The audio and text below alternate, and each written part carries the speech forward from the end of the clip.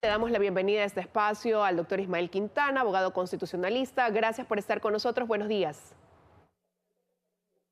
Buenos días, Liz. Un abrazo para usted y un saludo para la audiencia de Teleamazonas. Doctor, finalmente ayer la presidenta de la Asamblea ya presentó esta demanda de inconstitucionalidad por la ley denominada antipillos, ya que dicen que tiene un fin recaudatorio más que querer luchar contra el lavado de activos. ¿Qué pasará ahora, considerando que el gobierno dio paso a que se publique en el registro oficial esta ley? Bueno, ya esa discusión, digamos, que se produjo la semana anterior, me parece que pasa a manos precisamente de la Corte Constitucional. Es decir, en este caso la legislatura ha utilizado el cauce institucional que corresponde, que era impugnar el decreto ley. Razones sobran ante la Corte Constitucional y finalmente tendrá que ser la Corte la que determine, a la luz de la jurisprudencia que ha emanado de la propia Corte, entre otras, por ejemplo, la sentencia 110-21-IN/22, que ha determinado con claridad en qué escenarios puede el jefe del Estado disponer la publicación de un decreto ley en el registro oficial, digamos, de aquellos proyectos de ley calificados como urgentes en materia económica. Entonces entiendo que es una demanda que además se ha presentado básicamente por vicios de inconstitucionalidad formal, porque se ha irrespetado a juicio de la Asamblea Nacional, y yo creo que ha sido así, el artículo 140 de la Constitución, y en este sentido, pues esperemos a ver si la Corte no se tarda los 5, 6 y hasta 10 años que suele tardarse en resolver demandas de inconstitucionalidad contra normas de carácter tributario. Digamos, la expectativa frente a la Corte en este tema no es muy alta,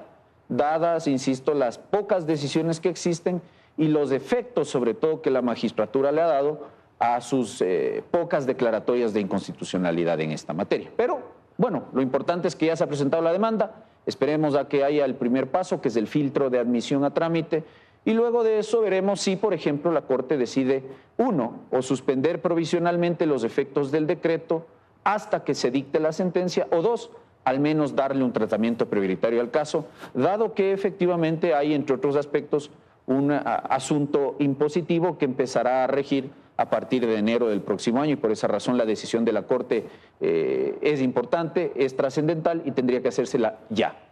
Pero entonces, partiendo de eso, doctor, lo primero que debería hacer la Corte es pronunciarse sobre ese pedido de medida cautelar, precisamente que también se hizo el día de ayer, para suspender los efectos de la ley, ya que queda poco tiempo hasta que ésta entre ya en su aplicación, en su ejecución.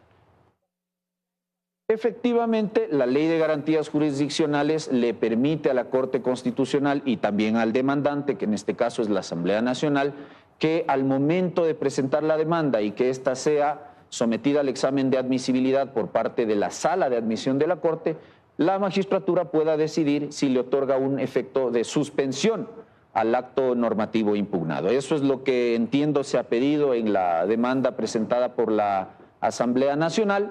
La Corte no es muy generosa en la concesión de medidas de suspensión dentro de acciones de inconstitucionalidad, eso también hay que decirlo. Han sido muy pocos casos los que han recibido el favor de la suspensión provisional, pese a que, como le digo, Liz, es una posibilidad establecida en la ley para aquellos casos en los cuales, claro, el demandante no puede esperar el tiempo que la Corte se tarda normalmente en resolver esta clase de procesos, 5, 6, 7 y hasta 10 años. Recordemos el caso de la Ley de Fomento Ambiental, promulgada como decreto ley en su momento por el gobierno de Correa y que recibió una declaratoria de inconstitucionalidad 10 años después, sin efecto retroactivo.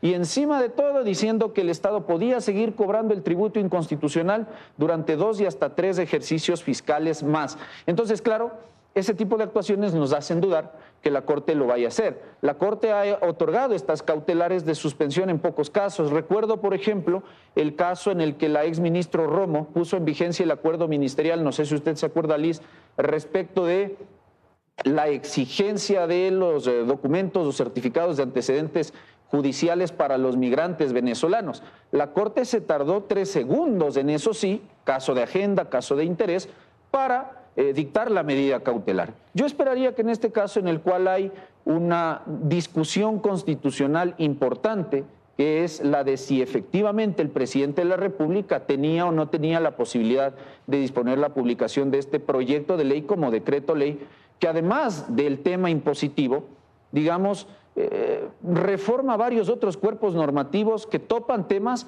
que a mí me parece que también merecerían o deberían merecer un análisis por parte de la Corte Constitucional. Pero la realidad es que hay muy pocos casos y las expectativas no son tan altas en esta materia. Doctor, pero entonces hay algunas precisiones. Entendemos que la Corte no tiene un plazo para pronunciarse, pero queda en libertad de la Corte si es que ya pasa el tiempo, arranca el 2025, esta ley se pone en marcha, de ellos decidir si es que puede tener un efecto retroactivo en caso de que le den la razón a la Asamblea.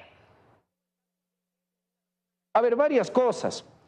Si la Corte entiende entonces que no vamos a necesitar un efecto retroactivo de una eventual declaratoria de inconstitucionalidad en su sentencia, la solución está para evitar aquello en otorgar esta medida cautelar de suspensión. Eso es algo que introdujo la Ley de Garantías Jurisdiccionales desde 2009 y es una facultad, como le decía Liz, poco usada por la Corte. ¿Precisamente para qué? Para que mientras la Corte se tarda todo el tiempo que se tarde en hacer el examen de constitucionalidad de la norma, esta norma no surta efectos mientras la Corte no resuelve expulsarla o no del ordenamiento jurídico. Ahora, como eso habitualmente no ocurre en la generalidad o gran mayoría de casos, uno le suele pedir a la Corte que, si es que no hay una suspensión provisional de la norma, si es que el Pleno de la Corte además no va a romper el orden cronológico, que es algo que debería hacerse en este caso, al menos luego de los 5 o 10 años que la Corte se demore para declarar esta inconstitucionalidad, que al menos le dé efecto retroactivo a sus decisiones. La Corte no lo ha hecho nunca respecto de leyes tributarias, lo ha hecho en 2 casos respecto de ordenanzas de carácter municipal que han creado inconstitucionalmente tributos y en esos casos ha ordenado devolución de aquellos tributos que se han pagado aplicándose una norma que luego es declarada inconstitucional.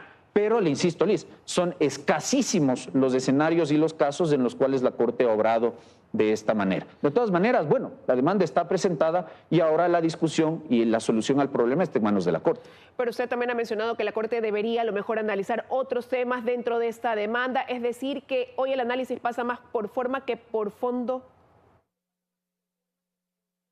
La demanda que se ha presentado es una demanda que acusa un vicio de inconstitucionalidad formal, de lo que yo pude ver. Hay un primer vicio que es el señalado por la Asamblea respecto de que el presidente no tenía la atribución de disponer la promulgación del decreto ley en el registro oficial, toda vez que la Asamblea se pronunció expresamente negando y archivando el proyecto de ley dentro del plazo constitucional fatal de los 30 días. Entonces, claro, la Asamblea dice, si yo me he pronunciado haciéndolo en primer debate, como me permite el artículo 60 de la ley de la función legislativa, entonces el presidente no podía disponer la publicación del proyecto de ley. Ese es el primer vicio que acusa. Y el segundo vicio es un vicio también formal respecto a la unidad de materia, precisamente porque, como ha dicho la Corte Constitucional en algunos otros pronunciamientos previos, no es posible a guisa de normas o de proyectos de ley calificados de urgentes en materia económica que usted me meta lo que conocemos coloquialmente como normas o leyes trole, es decir,